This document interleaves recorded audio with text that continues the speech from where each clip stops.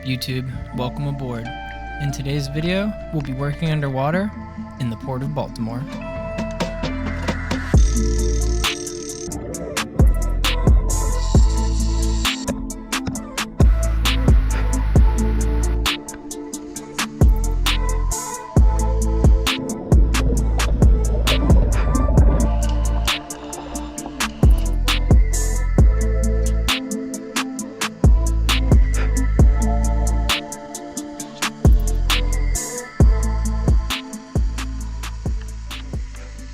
Alright guys, in today's video we're back in Baltimore and we're working underwater in the Patapsco River in one of the busiest ports in the United States. This fuel terminal is a wholesale supplier for many different fuels, asphalts, all kinds of liquid chemicals. They supply diesel for cargo ships, jet fuel for the Air Force, and countless local gas stations. This terminal has 43 different reservoirs and an 813,000 barrel capacity, which is well over 34 million gallons of material. Now, when you think of the Port of Baltimore, or any seaport, this pier-like structure probably doesn't come to mind. You probably think of this: a large container ship docked alongside the port with those huge Neo-Panamax cranes loading and unloading containers. But there's actually another way ships are secured for safe cargo transfer, and that's by tying off to a structural dolphin. If you look closely at the pier in this picture, you can see these large square platforms about every 100 feet alongside the pier. These platforms are called dolphins, and here we have two different kinds. We have berthing dolphins, which have the large black fenders that the ship actually rests up against, and mooring dolphins, where the ship ties off to. And on top of each mooring dolphin, there's a huge metal fixing point called a bollard, and the bollard is what the ship actually ties off to. Now what you see here is just about a tenth of the whole structure. Underneath, there's square concrete piles going in all different directions, and they're driven way down into the bedrock. And these piles are what we're going to be working on. Over time, pylons get eroded into an hourglass-like shape from the tide and waves constantly hitting into them. To restore their structural integrity, we're going to be encasing them in a special kind of concrete form called the pile jacket. For our first task, we need to drill holes up into the cap of the dolphin so that we can install 1-inch thick rebars in front of each face of the damaged pile. Our diver obviously can't stand in 30 feet of water, so we strap this tree stand onto the pile we're working on a few feet underwater so he has something to stand on. Next, I handed him down this red CP14 pneumatic powered hammer drill, a wooden spacer, and he's ready to get started drilling.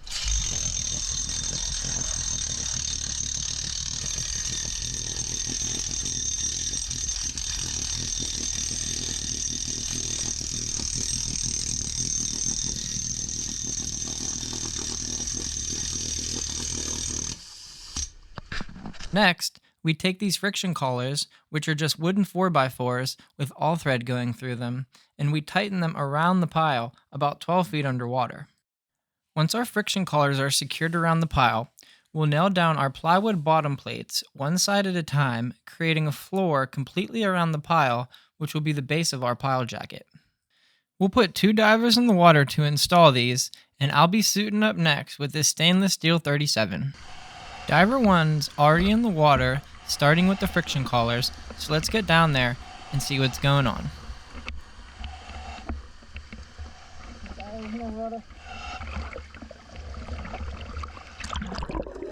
At a depth at about 12 feet, Diver 1 is using 2 wrenches to tighten the friction collars around the pylon. He got a head start, so it already has a few of the friction collars tightened around the piles.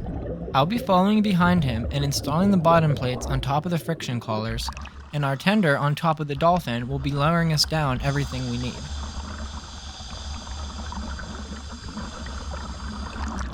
Now this is actually a lot trickier than it looks because these bottom plates are just plywood cut to shape, so they're naturally buoyant, and we need to sink down with them and get them into an exact position so that we can nail them to the collar.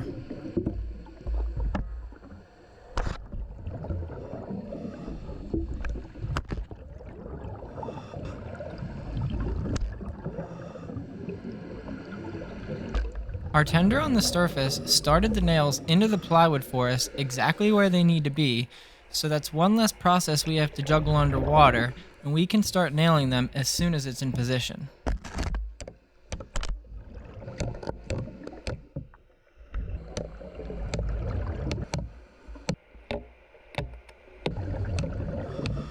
Once our first half is done, we have to nail the other side. Now you can't see this in the video, but to nail these bottom plates down, I actually have my legs wrapped around the pile so that I don't float up with the plywood, and I have one arm holding the plywood down in position so that it's even around the pile with the smallest gap possible but not touching the pile. And then with the other hand, I can nail it down.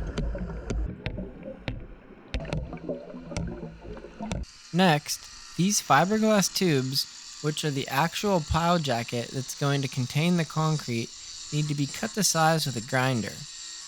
Also, using wire ties, we have to assemble these circular metal rebar cages that are coated in a special green epoxy.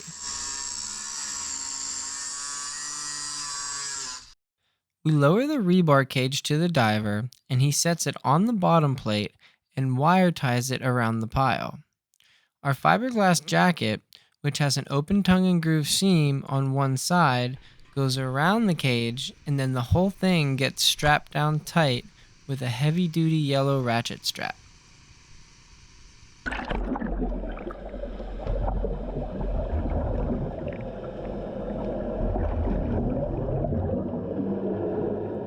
Here you can see the bottom plates are secured around the pylons, the fiberglass jackets are sitting on top of the bottom plates, and they're strapped together real tight.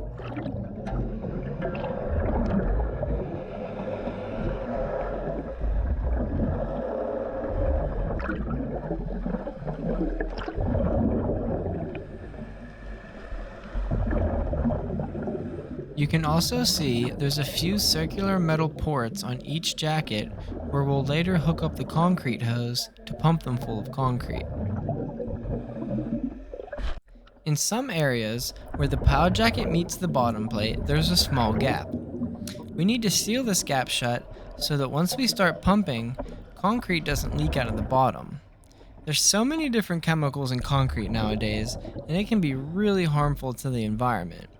We definitely don't want that, so we simply just twist up rags, tuck them alongside the gap, and then nail wooden blocks over the rags to keep them in place.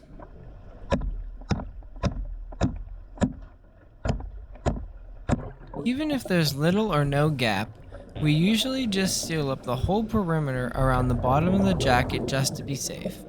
That way there's no risk of leaking any toxic concrete out into the water. Now we're all ready to start pumping concrete into our jackets, but we have a strong storm approaching fast, and it's way too rough to have any divers in the water. Once we get our divers out of the water, we have to quickly work together to secure everything on all of our boats and barges and seek safe harbor. We currently have 4 vessels we need to secure out here. We have the dive barge that has all of our diving equipment, tools, and a small crane. We have a material barge that holds all of our construction materials and concrete pumping equipment. We have a small center console diving vessel and our tugboat. First, we need to move the tug to the downwind side of the material barge where it's much calmer. This barge is really heavy, and it won't be here in the morning if we leave it overnight.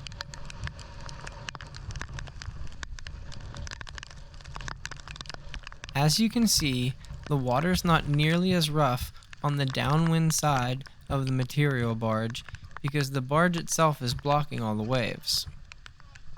Once in position, we can re-secure the tugboat to the material barge.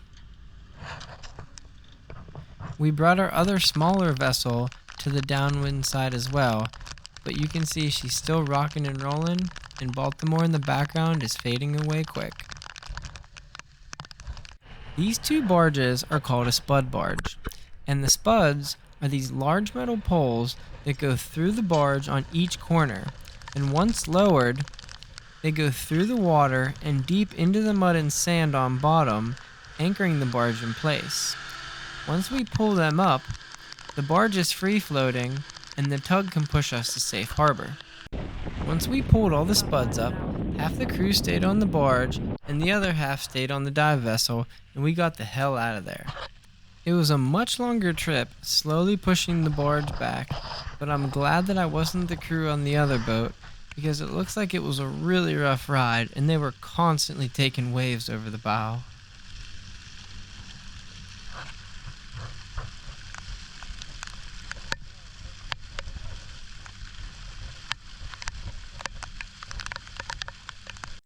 The wind was really ripping out there, with gusts of 30 miles an hour.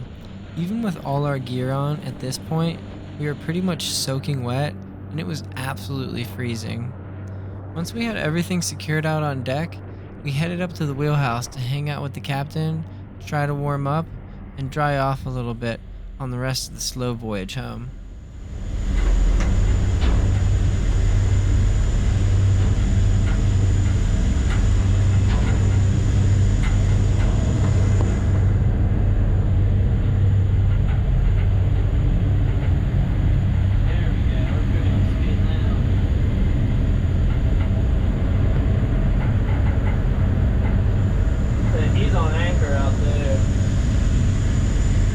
The storm has passed and it's pump day, and nobody likes pump day because we're not using a concrete truck. We're breaking bags and our backs. It takes about 2 pallets of concrete per jacket, and we have to break each bag into the hopper one by one, add water, and then pour the mixed concrete into the pump. Using this black concrete hose that I'm zooming in on, we send concrete across both barges and down to the diver as he asks for it, to pump the jackets full of concrete.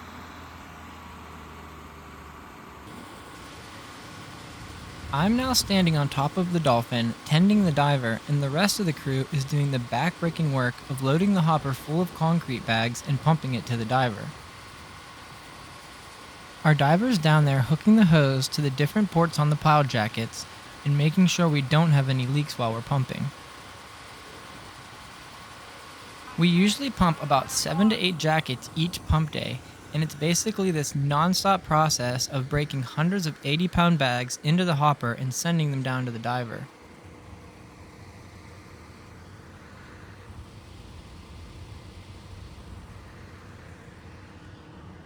I kind of lucked out on this pump day and was the one running around back and forth with the radio, making sure everything was going as planned.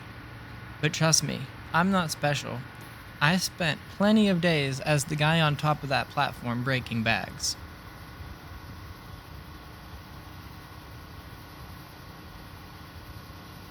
A week or so after pump day, the concrete has started to cure, and we can come back and remove all of our heavy-duty yellow straps so that we can reuse them on the next dolphin. Some of the ratchet straps get covered in concrete, and the only way to remove them is by cutting them off of the jacket, so I keep a good knife in hand.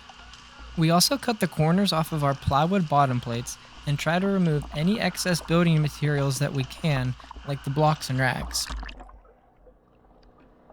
It's pretty hard to see what's going on down here after that storm, but this is commercial diving for you. If you can barely see 2 feet in front of your face, we consider that good visibility.